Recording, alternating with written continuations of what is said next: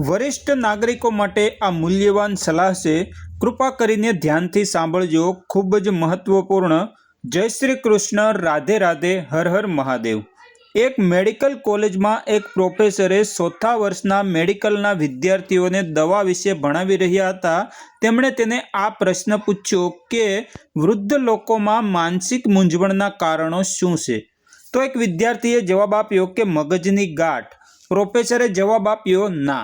अन्य विद्यार्थीए सूचव्યું કે અલ્ઝાઇમર્સના પ્રારંભિક લક્ષણો મેમરી લોસ। પ્રોફેસરે ફરીથી જવાબ આપ્યો કે ના। દરેક ખોટા પ્રતિભાવ સાથે વિદ્યાર્થીઓએ સાચો જવાબ શોધવા માટે સંઘર્ષ કર્યો। આખરે જ્યારે પ્રોફેસરે સૌથી સામાન્ય કારણ જાહેર કર્યું ત્યારે વિદ્યાર્થીઓ ચોંકી ગયા। તેમણે જે કારણનો ઉલ્લેખ કર્યો હતો તે હતું ડિહાઇડ્રેશન। થોડું અજુગતું લાગશે, પરંતુ આ મજાક નથી। 60 થી વધુ ઉંમરના લોકોને ધીમે ધીમે તરસ લાગવાનું બંધ થાય છે, તેથી તેઓ ઓછું પાણી પીવે છે। પરિણામે જ્યારે કોઈ તેમને યાદ કરવા કે કરાવવા વાળું આસપાસ ન હોય ત્યારે તેઓ ઝડપથી નિર્જલીકૃત થઈ જાય છે। ડિહાઇડ્રેશન કેમ ખતરનાક છે? ડિહાઇડ્રેશન એ એક ગંભીર સ્થિતિ છે જે સમગ્ર શરીરને અસર કરે છે।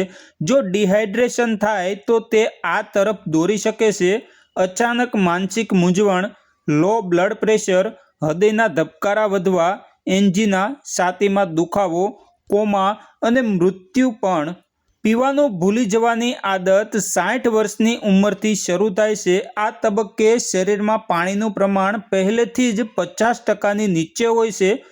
મોટાભાગના વૃદ્ધ લોકોમાં પાણીનું સ્તર ઓછું હોય છે। આ કુદરતી વૃદ્ધત્વ ક્રિયાનો એક ભાગ છે।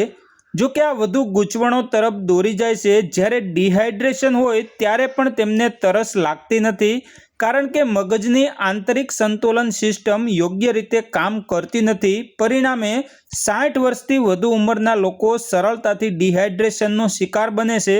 માત્ર એટલા માટે જ નહીં કે તેમના શરીરમાં પાણી ઓછું છે, પરંતુ તેઓ જાણતા નથી કે તેઓ નિર્જલીકૃત છે। જો તેઓ સ્વસ્થ દેખાતા હોય તો પણ નિર્જલીકરણ શરીરનું રાસાયણિક અને શારીરિક કાર્યને ધીમું કરે છે, જેનાથી તેમના આખા શરીરને અસર થાય છે। હવે બે મહત્વપૂર્ણ ચેતવણીઓ: 1. વૃદ્ધ લોકોને નિયમિત રીતે પ્રવાહી પીવા માટે પ્રોત્સાહિત કરો। પ્રવાહી જેવું કે પાણી, ફ્રૂટનું જ્યુસ, નાળિયેર પાણી, સૂપ, પાણીથી ભરપૂર ફળો જેવા કે તરબૂચ, મસ્કમેલન, પીચ, પાઇનેપલ, નારંગી। સૌથી અગત્યનું કે દર 2 કલાકે થોડું પ્રવાહી આપો। 2. પરિવારના સભ્યો માટે ખાતરી કરો કે વૃદ્ધ લોકો વારંવાર પ્રવાહી પીવે છે।